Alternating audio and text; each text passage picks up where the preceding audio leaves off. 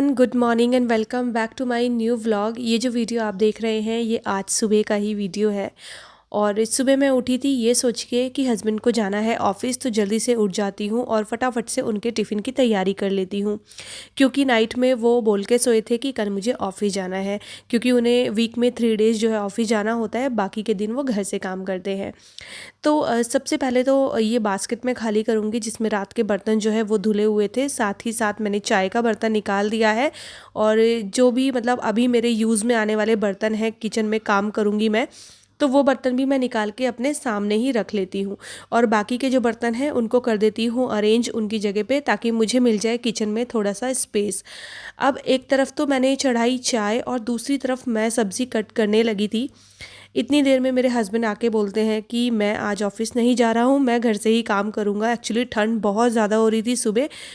तो वो टाइम जब उन्होंने ऐसा बोला तो फिर मेरे जो काम की स्पीड है वो थोड़ी सी धीमी हो गई। क्योंकि ऐसा होता है ना कि ऑफिस जाते वक्त तो बहुत ज़्यादा फुर्ती आ जाती है और ऐसा लगता है कि फटाफट से काम हो जाना चाहिए, कुछ भी चीज़ें छूटे नहीं, टाइम से टिफ़िन मिल जाए। लेकिन इस टाइम तक वो मुझे बता चुके थे, बट वही है कि नाश्ते का काम तो सुबह होना ज़रूरी होता ही है। तो मैंने सोचा अभी चाय बन रही है तो मैं सब्ज़ी कट करके तो रख ही देती हूँ।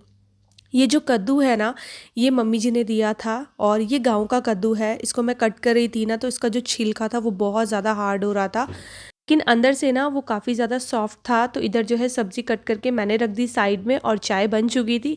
अभी सुबह की पहली वाली सुकून वाली चाय हम लोग पियेंगे, उसके बाद मैं सब्ज़ी फ्राई करूँगी।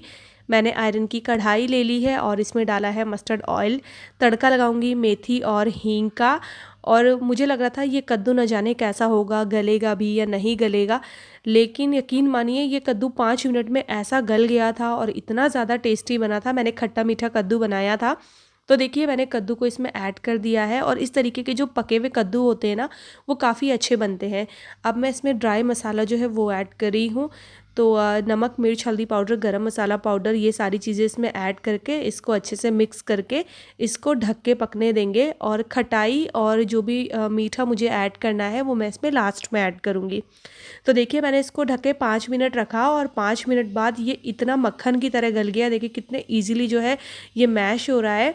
उसके बाद मैंने इसको अच्छे से घोट दिया है कद्दू को और इसमें मैंने डाली है थोड़ी सी कसूरी मेथी। थोड़ा सा भंडारे वाले स्टाइल में मैं इसको बना रही हूँ। कसूरी मेथी ऐड करने के बाद खटाई के लिए मैं इसमें डाल रही हूँ इमली का पेस्ट। तो इमली का ही पेस्ट मैं ऐड करती हूँ अक्सर, क्योंकि ये मेरे पास रखा रहता है। और साथ में मीठे में मैं इसमें गुड़ डालूंगी। वैसे तो कद्दू पका हुआ था, मीठा ही था, लेकिन थोड़ा सा गुड़ डाल दिया है मैंने, टेस्ट और अच्छा आ जाता है। तो गुड़ इस तरीके से छोटे छोटे टुकड़े करके मैं डाल दूंगी ताकि ये गल जाए। और बहुत अच्छे से गल भी गया था गुड़, क्योंकि सब्ज़ी बहुत गर्म थी। अच्छे से इसको मिक्स कर दिया है मैंने और कद्दू की सब्ज़ी ना यहाँ पर बनके रेडी हो चुकी है। और क्योंकि मैंने इसमें खटाई ऐड की है, लोहे की कढ़ाई में खटाई को बहुत ज़्यादा देर तक नहीं रखते हैं, तो साथ के साथ ही मैंने इसको एक अलग बर्तन में भी ट्रांसफ़र कर लिया है। तो यहाँ पर देखिए सब्ज़ी बनके तैयार है। अब प्लानिंग ये थी कि या तो पूरियाँ बनेंगी या पराठे बनेंगे, लेकिन वो दोनों ही चीज़ पूछ के बनेंगी। तो मैंने आटे में थोड़ा सा अजवाइन ऐड कर दिया है और साथ में ऐड कर दिया है थोड़ा सा नमक। नमक तो मैं ऐड करती हूँ क्योंकि पराठों का था, तो फिर मैंने इसमें अजवाइन ऐड कर दिया है। और जब भी पूरी या पराठे बनाती हूँ तो मैं सबसे पूछ कर बनाती हूँ कि किसको क्या खाना है। और मैंने पूछा तो बच्चों की फरमाइश तो पूरी की थी, लेकिन हस्बैंड ने बोला कि उनको पूरी पराठे कुछ नहीं खाने हैं, वो सिंपल जो है रोटी के साथ ही सब्जी को खाएंगे। तो फिर उनके लिए जो है मैं रोटियां बनाऊंगी। अच्छा, यहाँ पर देखिए आटा मैंने गूंद के और इसको जो है सेट करने के लिए मैं रख दूंगी। और अभी मेरे पास इतना टाइम था कि मैं इस बीच जो है अपने घर के जो काम है वो निपटा लूँ, क्योंकि सर्दी है ना, अगर ज़रा सा भी आपने आलस कर दिया तो फिर बहुत दिक्कत हो जाएगी। तो मैं बिल्कुल बैठी नहीं, अपना किचन के 50 से 60% काम निपटाने के बाद मैंने जो है घर में फटाफट से डस्टिंग करी, झाड़ू लगाया। और आज ये जो किचन वाला एरिया था और किचन की बैल्कनी थी ये मुझे धोनी थी। मोस्टली मैं ऐसा ही करती हूँ, जिस दिन मुझे किचन वाली बैल्कनी धोनी होती है ना, तो मैं किचन वाला पूरा पोर्शन ही अच्छे से धो देती हूँ। तो जितनी भी गंदगी होती है, धूल मिट्टी होती है, क्योंकि किचन का एरिया ऐसा होता है कि यहाँ पर हम बहुत ज़्यादा वक्त बिताते हैं, तो ये थोड़ा सा ज़्यादा गंदा होता है। तो देखिए इस तरीके से धुल भी जाता है अच्छे से। मैंने पानी की हेल्प से जो है पूरा जो है अच्छे से धो दिया है। उसके बाद बारी आती है बैल्कनी की, तो बस इसको भी मैं अच्छे से क्लीन कर दूंगी। और जब ये वाला एरिया इस तरीके से क्लीन कर दो और फिर पोछा मारो ना, तो एक अलग सी ही चमक जो है ना वो आ जाती है। यहाँ पर सफाई करूँगी और उसके बाद फिर क्या होगा कि मैं बस किचन वाले एरिया में पोछा लगा के सीधे चली जाऊँगी नहाने। उससे पहले ये जो गार्बेज बैग है इसको मैं बाहर रख के आ जाती हूँ, क्योंकि जो भैया हैं जो कूड़ा ले जाते हैं तो वो बाहर के बाहर ही ले जाते हैं, और मैंने यहाँ पर लगा लिया है नया गार्बेज बैग।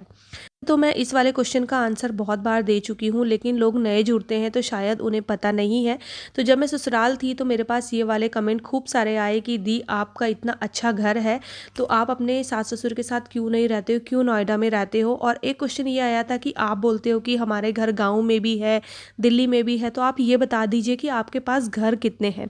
तो सबसे पहले तो मैं आपको ये बता दूँ कि मैं सास ससुर के साथ क्यों नहीं रहती हूँ। रीज़न एक नहीं, बहुत सारे हैं, जिनमें सबसे बड़ा रीज़न है हस्बैंड की जॉब और बच्चों का स्कूल। मेरी शादी हुई है ना, इनफैक्ट शादी से पहले ही हस्बैंड यहीं पर ही जॉब करते हैं। पहले वो दिल्ली में जॉब करते थे, उसके बाद वो नोएडा में जॉब करने लगे थे, तो इसी वजह से हमें शिफ्ट भी करना पड़ा था। और फिर बच्चों का स्कूल हो जाता है, तो अब ये ऐसी सिचुएशन है कि इस टाइम पे हम बच्चों का जो है स्कूल वगैरह छुड़ा के इस तरीके से यहाँ से शिफ्ट नहीं हो सकते हैं। तो बस यही रीज़न है कि सास ससुर के साथ मैं नहीं रह पाती हूँ। और हाँ, जहाँ तक रही मम्मी जी पापा जी के हरिद्वार में रहने की बात, तो मैं आपको बता दूँ कि पहले वो दिल्ली ही रहा करते थे, लेकिन पापा जी की रिटायरमेंट हो गई थी और उसके बाद ही वो हरिपुर जो है हरिद्वार शिफ्ट हुए थे, क्योंकि उनको ना वहीं ज़्यादा पसंद था शुरू से ही। उनको भी अपनी जॉब की वजह से दिल्ली में रहना पड़ा, तो जब वो दिल्ली में रह रहे थे तो बच्चों की फिर जो भी एडमिशन था, स्कूल था, वो दिल्ली से ही हुआ। इस वजह से फिर जब तक उनकी रिटायरमेंट का टाइम नहीं आया वो यहीं थे, और जैसे ही उनकी रिटायरमेंट हो गई वो फिर चले गए हरिपुर। अब मैं बताती हूँ घर की बात। आप लोग पूछते आपके कितने घर हैं, तो जी हाँ, हमारा एक घर दिल्ली में है जहाँ पर पहले हम लोग रहा करते थे, लेकिन फ़िलहाल वो जो घर है वो रेंट पे है। दूसरा जो गांव वाला घर मैं आपको दिखाती हूँ वो भी हमारा ही घर है। गाँव वाले घर में ना दादी रहा करती थी, दादी दादा। तो उस टाइम पे जो मेरे ससुर जी थे वो बहुत छोटे छोटे थे जब वो लोग गाँव से सीधा शहर में शिफ्ट हो गए थे, मतलब हरिद्वार, क्योंकि गाँव में एजुकेशन वगैरह थी नहीं, और वही होता है ना, जॉब वगैरह भी नहीं थी, तो इस वजह से वो लोग फिर हरिपुर शिफ्ट हो गए, जो हरिद्वार आप देखते हैं जहाँ पर मैं जाती हूँ, मेरा ससुराल है। फिर जो तीसरा घर है वो है मेरा ससुराल, जो आप देखते ही हैं। और चौथा घर ये है हमारा जहाँ पर मैं रहती हूँ। ये जो हम लोगों ने यहाँ पर फ्लैट लिया था, और फ्लैट लेने का रीज़न यही था क्योंकि हस्बैंड की जॉब नोएडा लग गई थी, तो हम लोगों को अचानक से फिर नोएडा शिफ्ट होना पड़ा था। जो मेरे साथ पहले से जुड़े हुए हैं वो जानते हैं कि जब दिल्ली में मेरे सास ससुर रहा करते थे तो मैं वहाँ भी जाती थी। वहाँ के भी थोड़े बहुत व्लॉग्स होंगे मेरे चैनल पे, तो अगर आपको देखने होंगे तो देख लेना, वो शायद रक्षाबंधन के व्लॉग्स होंगे। बाय बाय, आराम से जाना। तो वंशु ट्यूशन जा रही है, और आज वेदांश ने ना बाजी मार ली। ये 9:30 ट्यूशन चला गया था, है ना, और जितनी जल्दी गया और फिर आ भी गया, और अब बैठ के मस्त अपना लैपटॉप देख रहा है। हाँ, और हमारा नाश्ता हो चुका है, और आज इतनी ज़्यादा ठंडी हो रही है, और अभी मुझे पूरा किचन साफ़ करना है। और यहाँ देखिए खूब सारे बर्तन हैं, वो भी वॉश करने। तो फ़िलहाल मैंने यहाँ पर गीजर ऑन कर लिया है, बस थोड़ा सा पानी गर्म हो जाए उसके बाद जल्दी से जो है अपना एक किचन वाला काम समेट लेती हूँ। रीज़न है कि मैं वहाँ नहीं रहती हूँ, क्योंकि आप एकदम से चीज़ों को छोड़ के भी नहीं जा सकते हो, और उनको भी बहुत ज़्यादा टाइम अभी नहीं हुआ है हरिपुर में।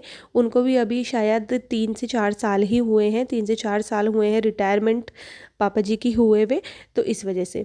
अच्छा, एक क्वेश्चन तो हमेशा ही आता है जब भी मैं जाती हूँ हरिपुर, तो सब लोग पूछते हैं कि आप अपने नंदोई को नहीं दिखाते हो, वो कहाँ रहते हैं।